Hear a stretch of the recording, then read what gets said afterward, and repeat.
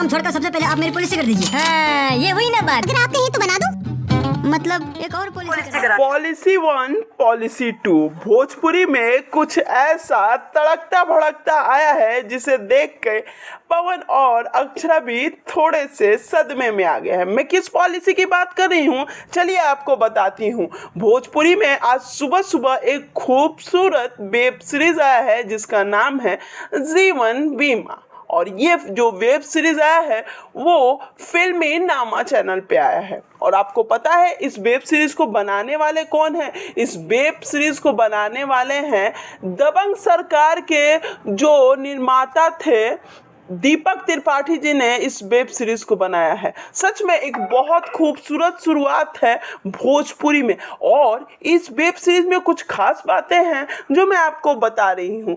एक मिश्रा जी का कैरेक्टर है।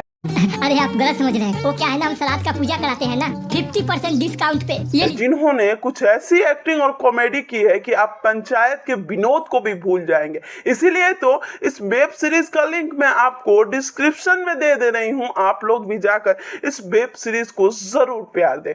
बहुत खूबसूरत है। एक पहला पार्ट आया है और पहले पार्ट ने ही धमाका कर दिया है। तो फिल्मी नामा चैनल पर जाकर इस वेब सीरीज को जरूर देखें। इस वेब सीरीज में एक पावर पैक है, मतलब कि आपको कॉमेडी के साथ साथ एक बहुत खूबसूरत स्टोरी भी देखने को मिलेगी।